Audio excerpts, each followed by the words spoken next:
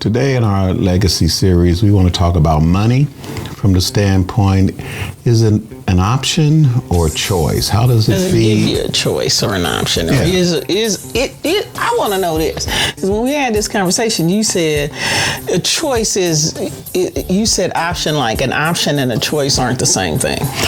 Because my thought is when people think money answers all things, once again, another scripture that people poorly misinterpret, they think that if I get money, it will automatically provide this. And then I made the connection when Beatles said money can't buy you love. That was really, really accurate, because you can have tons of money. True. But like the gentleman in the movie we was talking about, Robert Redford and Demi Moore, he had all that money, but what he wanted was what money couldn't buy. And they thought that if they had that money, it would give them what they needed, and they already had it. So I think we have to be really, really careful, especially in relationships and when you're talking about legacy, because what we leave behind is so big, and the bigger portion we leave behind is usually financially related. It's either in property, and most of the time it's in dollars. But a lot of times good stewardship is not just about property or dollars.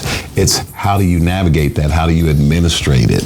You know, now that you mentioned that, we have been watching, there was a family that had a serious lawsuit over the use of their mother's blood work in all kinds of areas, and they finally received their settlement. And I can remember saying out loud, I hope that does not ruin them.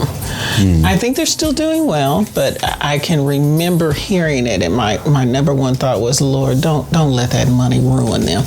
And so I think you are right, that we can think that we have this money and we can do X, Y, and Z, but the truth of the matter is, and I think that the professional athletics has learned this too, because now they are teaching the young athletes how to manage their money. You know, if you don't know how to manage it, you can really mess up the way forward. You know, some of them lost everything because they just spent. Some of them took up substance abuse. They had too much money and didn't know how to pull back. You know, they just had too much and didn't know what to do with it. And so I think you're right in that area in terms of it can really mess you up if you don't have a plan. Now, when I originally brought it up, my thought was, I often tell young people this, there's just not a bad time to be debt free. And so if you're debt free and you have resources, then you have other choices to make. You don't have to go to that job and stay all day if you have the resource. Now, will you have to go to the job and stay a while until you build up the resources? Sure. You know, you're not going to get anywhere by not working. You're just not. And sitting around waiting on somebody to die and hand it to you, you know, you might mark yourself off the list to even get it because you ain't out here working tried. And then we have to look at the financial literacy part of it. Debt-free to someone who doesn't have stewardship principles is a temptation. Because as soon as you got a clear bank account, what's the first thing most people want to do who don't know about finances? I'm going to the Dollar Tree with you. Buy. What would you do if you had $1 million? I buy this, I buy this. I think I told you. No investment? I think I told you. I know for sure the Lord knows what he can trust me with. I didn't even try to negotiate the lottery balance because in my mind I was thinking, okay, Lord, I'll do what you tell me to do. But on the other darker backside of my mind, I had a little list of stuff. Need to do this, need to do this, need to do this, need to do this. I said, I'm going to die like those people in the book of Acts that sold the property claiming they was going to give all the money to the church and lied and kept a piece back. You didn't have to do that. You could have just said, Lord, I'm going to get this much. I'm going to keep this piece back. So the love of money. So if we look at it from the spiritual aspect, the love of money, the agape of money. But is that really agape love? No, but from our sense, when we love, was it agape love when you fell in love with someone that hurt you? No. It felt like agape love because you gave them all. Now that they hurt you, now you're all in your defensive mode.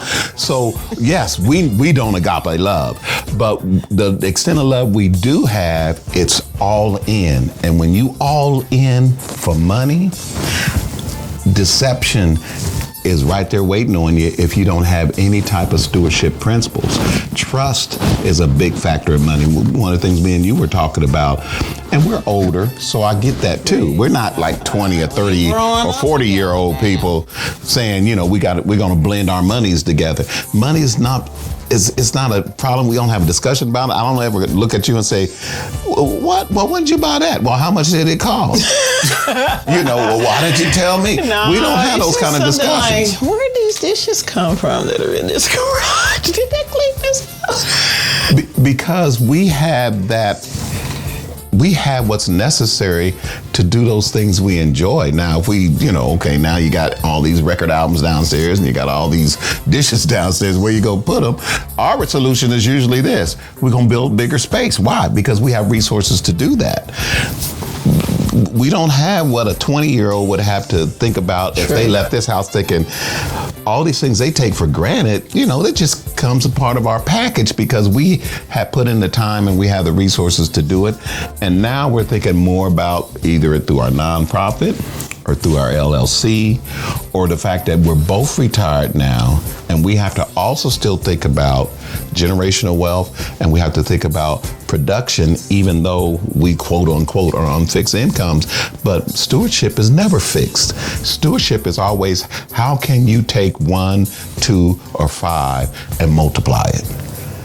And when we do that, those skills and those principles, they'll follow people wherever they go, and they'll never have to worry about finances like we don't have to worry about it. So now we can devote it to something else. I also think it's important to say at this point in time that the kind of stress that not managing money, not having enough money, not being willing to adjust what you have or want to what you can actually afford creates a whole nother level of stress that can really make people sick.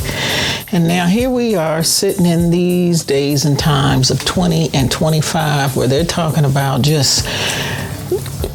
8 million people being without health care coverage. That is really very scary. And even though they had a program, it was expensive, but then to have nothing at all, that's, very scary. When I can't put nothing in the cart at the grocery store without it starting at $5 up front. John, you remember you told me that there was a bomb threat at one of the local markets here, and I was like, because they tired of everything costing $5 and up. They want to fight. The people want to fight. We got the House of Hyman Harvest right outside the windows because we got to figure out how we're going to eat. People keep saying, what you going to do when you retire? Work for food. What you going to do? So, that's real. They've done away with a lot of the programs that actually brought food to the food banks.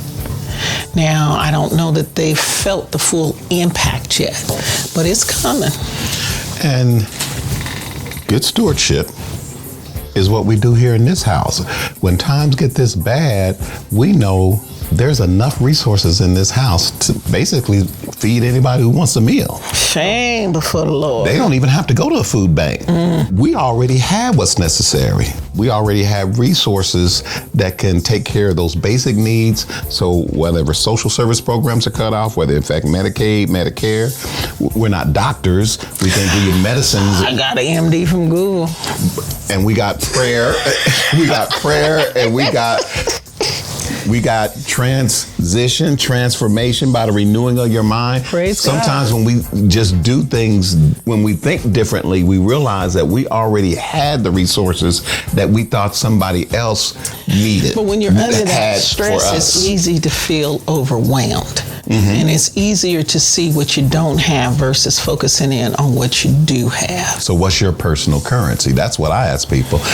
What you don't have, you actually have. You just don't recognize your personal currency. How much do you already know, or gifts that you have that could open up a door that you thought could only come from a job? Praise God. Smile. Now, and then even thinking about what can you cut down on that you really can't afford now? You know how I was about that cable, because I needed certain channels to be available what I thought I might want to watch TV.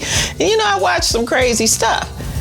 Right? I like some of that archaeology stuff. They ain't really found nothing. I'm all excited thinking they get ready to tell me something, and it's like, no, it's the same old thing. They out here, they digging for gold. They about to find it. They ain't gonna find no gold. But I love knowing that information is available to me. And then one of our sister friends told us about another way and cut that bill by $150 a month. What? I'm all in now. What else can I cut? What else y'all know out here in the world? That's stewardship. That's us saying, okay, we still could have we could still have the same chip if I know how to access what you did today at the Dillon store. I don't know nothing about, what do you call that thing? With a certain coupon where you... Yeah, it's on the little thing. At Dillon's. So John has fallen in love lately with the Frito scoops. That's $5.89 a bag. Well, they, at one time at Dillon's, they had it on sale where you could get it for $2 or $2.50. You could get 4 bags for $10. But I wasn't thinking it through. I should have spent a whole $10 on the scoops alone. Well, now we out of scoops, and he's like, I need some scoops. And I said, no, you don't. That's a $6 bag of chips. It ain't over the $5, Johnny B. And so he was like, well, Then he went to the store, because I still got him some, because this is my beloved, and he had a chip. Y'all just ain't gonna eat nothing else the rest of this week. He's getting that. Which is never the case. Chip. And so he went to the store and he said, you know how much that chip costs? I said, I know we had this conversation. And he said, they got something comparable at the $1.25 tree. I'm going to go over there. I can make it work. All I could think about was the K-Pods that you going to make work. In here drinking Folgers with me and Gail. We want to know what you drinking this Folgers for. Where's your $1.25? Get 4 K-Cups for $1.25 at. And he told us, are you drinking Folgers? I'm drinking Folgers. But think about this, because this is the other point you're making when you start talking about finances. Some people will not substitute quality, no matter what it costs them. So stewardship sometimes is not about you getting the quality unless you can get it at a deal. Now, that's what you found out with the chip deal over at the Dillon's. The scoops today, but I feel confident they'll be on sale again, and the next time I'll do you even better. But we were able to get Lay's for $2 a bag. Not the big family bag, but we don't need a lot of Lay's anyway. I'm running around here always trying to fight that extra weight. So we didn't need that no way. Because if I get loose with the Lay's, it's a problem in the house. So next time it comes up, I will take care of it. If we want diet soda, it's got to be on sale. Buy 2, get 2. You can't say buy 2, get 1.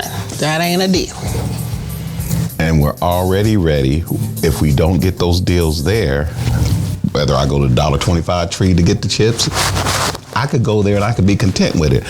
I got my own soda machine downstairs. I could make my own diet sodas downstairs much more cheaper. So we're ready to make those shifts, but what ends up happening is our good stewardship says, even now in these times, we could still manage to maintain the quality that we like at a reduction if we put in the work. And I think that's a lot of times that doesn't happen when people who don't have good stewardship skills. They just say, no, I need this, I need this. And now you do need Crisco. You can't just go get any old grease and then try to fry up some chicken. It leaves something on the chicken. But let me say this to you.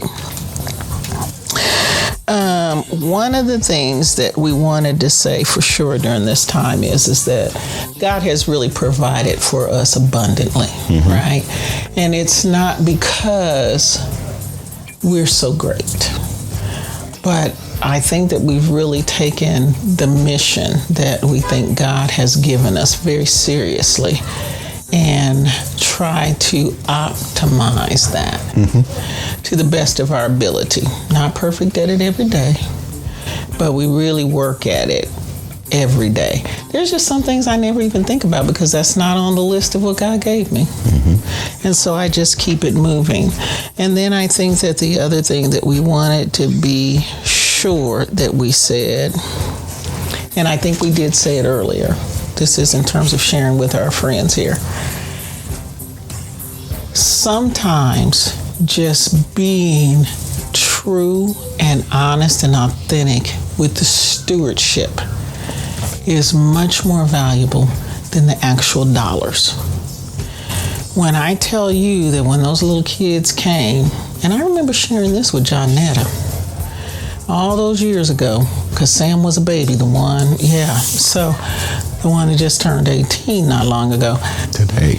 She said, I was telling her, no matter what we've needed, when we've needed it, because she want to know how you over there making it with your body and all those little kids. And I said, everything that we've needed when it's been needed has been provided by the Most High. And that's the honest to God truth. I believed and he delivered, because he wasn't going to put all those little kids in my life and then watch me struggle. God doesn't give vision without provision. So that's what we would like to share with you today. And we hope that you found this helpful. There's never a bad time to be debt-free. There is never the wrong time to manage your money well and to change things if your money don't cover everything you got going. Yeah. And there's always a good debt to have. So debt-free is one thing, but then there's also something you should always be sowing into and waiting for a harvest. And that's where that good stewardship and connection with God comes from as well. And once again, God has provided all our needs. And then, like John said, you probably have a skill set that is worth something to someone where you can set up and have additional funds coming in if that's what you need to have happen. So, glory. Make it happen. Thank you again for viewing. See you next time. God bless you.